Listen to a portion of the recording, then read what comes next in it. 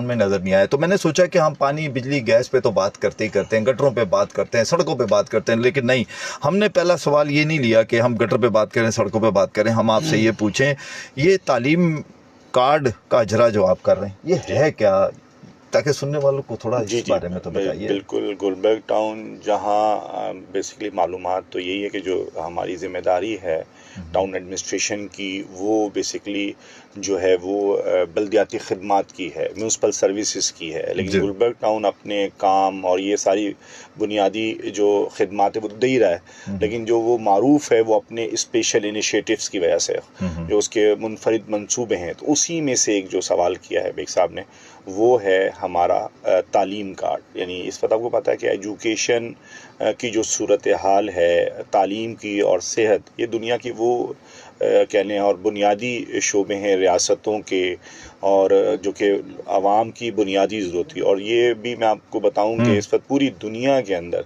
सेहत और तालीम जो है लोगों को मुफ्त फराम की जाती है, लेकिन अलमिया है ये मुल्क पाकिस्तान का, शहर का, कि हमारे यहाँ ये दोनों शोबे फ़रोख्त होते हैं।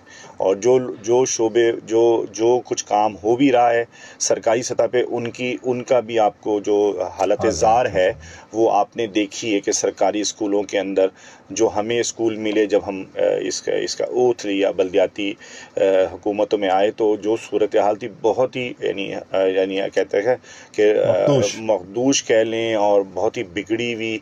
यानी इंफ्रास्ट्रक्चर की बात करें, तालीमी निज़ाम की बात करें, एकेडमिक की बात करें, तो उसमें बहरहाल हमने उसकी बहाली का काम शुरू किया। सबसे पहले तो हमने अपने तालीमी इदारों को, स्कूलों की इंफ्रास्ट्रक्चर को एड्रेस किया, जिसमें जो है अगर हम बात करें उनकी बिल्डिंग्स थी, उसके अंदर फिर पानी का निज़ाम है, सेवरेज का निज़ाम, यानी वॉशरूम जिस स्कूल के अंदर ना हो तो अब वहाँ तालीम अकेडमी की क्या बात करेंगे।